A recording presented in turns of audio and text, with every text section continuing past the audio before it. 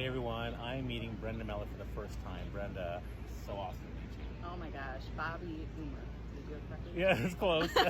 So we've known each other on LinkedIn for years. We've never met in person, and so we got together. I'm in New York City, and you flew up for the day to meet me and a bunch of other people. Like, that's so nice. Why'd you do that? Well, it was interesting when the event first started coming. I think it was through Kenneth Lang, and he said, "Hey, a bunch of us are going to New York, and Bobby and Rachel are going to be there." And I'm like, "I'm not going to go to New York." And then I'm like, "Why don't I go to New York? And when do we get a chance to have all of us coming together and to be in person?" So we're here, and we got to walk to Central Park, which is where we are it's right beautiful. now. Yeah, we had a great time with everyone else, but also with Brenda. And so I think making connections from online to in person are so amazing. So anytime you go to a city, like I went from Toronto to New York, I said, who's here? Let's get together. I think you should do the same thing wherever you go. So if you're ever in Brenda's town, which is Metro Detroit. If you go to Metro Detroit, say, hey, who's here? And maybe Brenda might show up to that. There you go.